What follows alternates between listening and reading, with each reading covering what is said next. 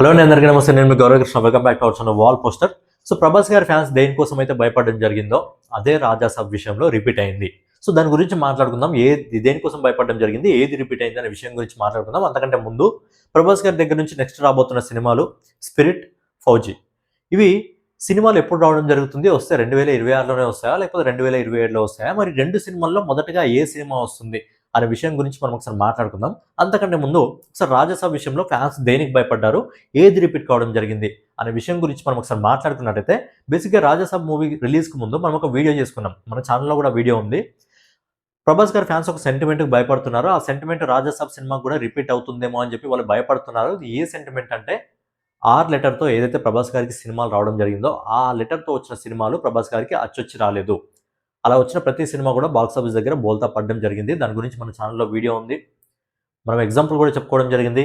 Raghavendra cinema కానివ్వండి, Radhe Shyam cinema కానివ్వండి, rebel cinema కానివ్వండి, ఇప్పుడు వచ్చిన రాజాసాబ్ సినిమా కానివ్వండి, ఇవన్నీ కూడా బాక్స్ ఆఫీస్ దగ్గర పెద్దగా ఆకట్టుకోలేకపోయాయి. ఇవన్నీ కూడా ప్రభాస్ గారికి ఒక మచ్చలాగా నిలిచిపోవడం జరిగింది. సో అదే సెంటిమెంట్ కోసం ఫ్యాన్స్ భయపడడం జరిగింది సినిమా రిలీజ్కి ముందు. సో అదే రిపీట్ అయ్యి ఈసారి కూడా రాజాసాబ్ విషయంలో దెబ్బే పడింది.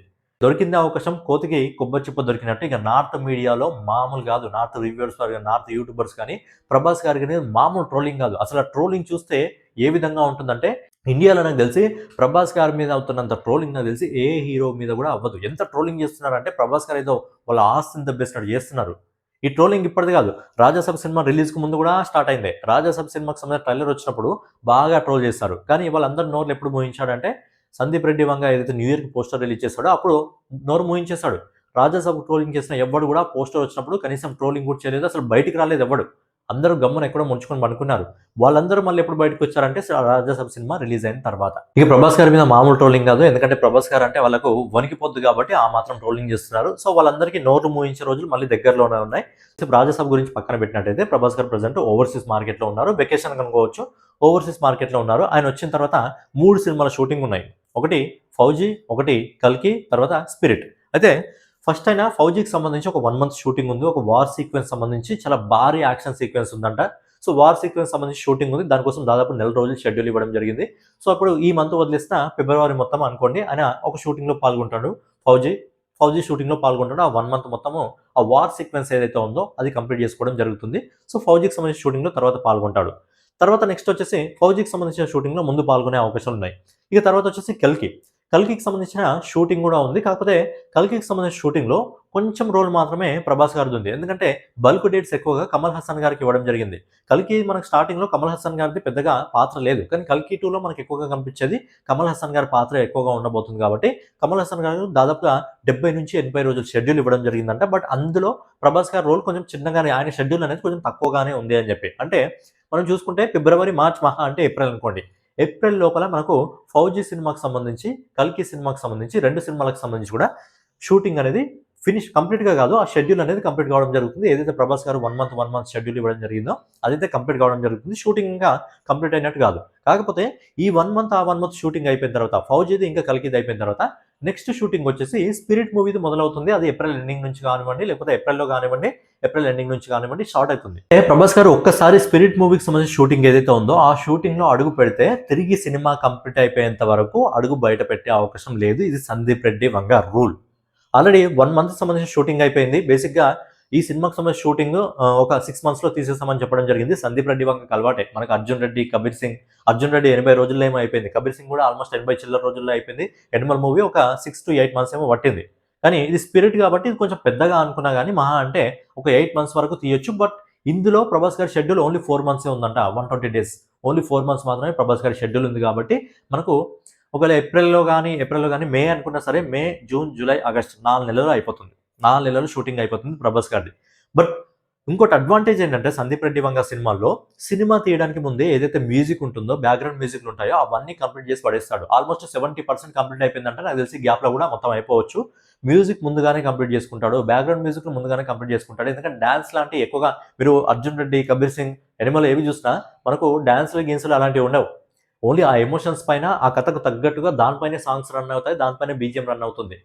అందులో డాన్సులు గిన్సులు ఎక్కువగా స్పిరిట్ మూవీలో నాకు తెలిసి మిగతా సినిమాల్లో లేవు కాబట్టి ప్రభాస్ గారితో కూడా ఉండే అవకాశం లేదు. ఎందుకంటే ఆ ఎమోషన్ని క్యారీ చేయాలంటే అలాంటివి ఉంచకుండా బేసిక్‌గా సందీప్ రెడ్డి వంగ ప్లాన్ చేస్తాడు. అలాగే సందీప్ రెడ్డి వంగ సినిమాల్లో మీరు చూసుకున్నట్టయితే ఎక్కువగా వీఎఫ్ఎక్స్ ఉండదు.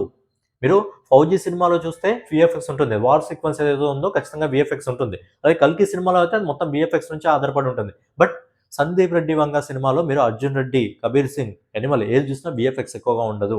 పూర్తిగా మ్యాన్ ఇన్వాల్వ్‌మెంటే ఎక్కువగా ఉంటుంది కాబట్టి ఈ సినిమా షూటింగ్ మహా అంటే 6 నెలల్లో అయిపోతుంది. కేవలం 6 నెలల్లో 'స్పిరిట్' మూవీకి సంబంధించిన షూట్ అనేది అయిపోయే అవకాశం ఉంది. ఎందుకంటే కంటిన్యూగా ప్రభాస్ గారి షెడ్యూల్ ఓన్లీ 4 మంత్స్ మాత్రమే ఉంది. సో అలా అనుకుంటే ఆగస్ట్‌లో కూడా సినిమా షూటింగ్ అయిపోతుంది. సో ఆగస్ట్‌లో సినిమా షూటింగ్ అయిపోయి మనకు సెప్టెంబర్ ఆ ప్రొడక్షన్ వరకు, ప్రీ ప్రొడక్షన్ వరకు ఇంకా ఏమైనా ఉన్నా అదంతా కంప్లీట్ చేసుకున్నా గానీ అక్టోబర్, నవంబర్, డిసెంబర్ అంటే సినిమాని డిసెంబర్‌లో తీసుకొచ్చే అవకాశాలు ఎక్కువగా ఉన్నాయి.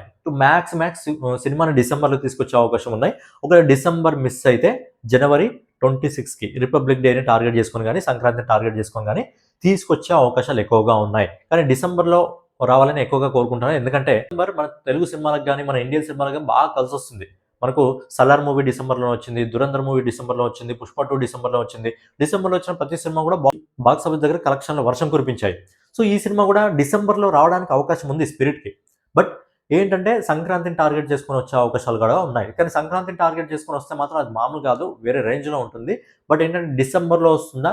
లేకపోతే రిపబ్లిక్ డేకి వస్తుందా? ఈ 2 మిస్ అయితే మాత్రం సినిమా ఇంకా ముందుకెళ్తే అది మోస్ట్ డేంజరస్ ఇయర్‌గా మారబోతుంది. ఎందుకంటే 2027లో మనకు 'వారణాసి' ఉంది, 'రామాయణ పార్ట్ 2' ఉంది, 'డ్రాగన్' మూవీ ఉంది, 8822 ఉంది. ఇక 'ఫౌజీ' ఎలాగో ముందుకెళ్ళింది. 'Fauji' already independence day 2027 independence డేని టార్గెట్ చేసుకొని 'ఫౌజీ' వస్తుంది. మనం 2026 ఇండిపెండెన్స్ డేకి వస్తుంది అనుకున్నాం 'ఫౌజీ'. బట్ 2027 ఇండిపెండెన్స్ డేకి 'ఫౌజీ' వెళ్ళిపోతుంది. సో 'ఫౌజీ' ఎంత దూరం వెళ్తుందో చూడండి. ఆ మధ్యలో రిలీజ్‌కి అవకాశం లేదు. ఎందుకంటే మధ్యలో మొత్తం మనకు 'వారణాసి' సినిమా ఉంది, 8822 ఉంది. ఇలాంటి పెద్ద పెద్ద సినిమాలు ఉన్నాయి కాబట్టి అప్పుడు వచ్చే అవకాశం అయితే లేదు. సో ఏంటంటే 'ఫౌజీ' ఇండిపెండెన్స్ డేని టార్గెట్ చేసుకొని వస్తుంది కాబట్టి 'స్పిరిట్' నాకు తెలిసి వస్తే డిసెంబర్‌లో వస్తుంది. లేకపోతే జనవరిని టార్గెట్ చేసుకొని వస్తుంది. అంటే ప్రభాస్ గారి నెక్స్ట్ మూవీ 25th మూవీ ఏదైతే వస్తుందో అది 'స్పిరిట్' మూవీ వస్తుంది. సో ఎవరెవరైతే ఇప్పుడు అంతా ప్రభాస్ గారిని టార్గెట్ చేసి ప్రభాస్ గారిని ట్రోల్ చేస్తున్నారో వాళ్ళందరూ నోర్లు మూయించేవాడు ఎవడు? సందీప్ రెడ్డి వంగ. సో అంతకంటే ముందుకెళ్ళదు. ఎందుకంటే మనకు మార్చ్‌లో 8822 వచ్చే అవకాశం ఉంది. అలాగే ఏప్రిల్‌లో మనకు 'వారణాసి' వచ్చే అవకాశాలు ఉన్నాయి కాబట్టి అంతకంటే ముందుకెళ్ళదు 'స్పిరిట్'. ఎందుకంటే అంతకంటే ముందు వెళ్తే మళ్ళీ 'ఫౌజీకి' తను తానే కాంపిటీషన్‌గా వస్తాడు కాబట్టి మాక్సిమం 'స్పిరిట్‌కి', 'ఫౌజీకి' ఒక 6 మంత్స్ గ్యాప్ ఉండేలా చూసుకుంటారు కాబట్టి 'స్పిరిట్' నాకు తెలిసి డిసెంబర్‌లో గానీ, సంక్రాంతికి గానీ వచ్చే అవకాశం ఉంది. మరి డిసెంబర్‌లో వస్తే బాగుంటుందా? లేకపోతే 2027 సంక్రాంతికి వస్తే బాగుంటుందా? అనేది మీ ఒపీనియన్ కూడా కామెంట్ రూపంలో తెలియజేయండి. సో ఫైనల్‌గా ఇదన్నమాట వీడియో. వీడియో మీకు నచ్చినట్లయితే ఖచ్చితంగా లైక్ చేసి, కామెంట్ చేసి, సబ్స్క్రైబ్ చేసుకొని మన వాల్ పోస్టర్ ఛానల్‌ని ఫాలో అవుతుండండి.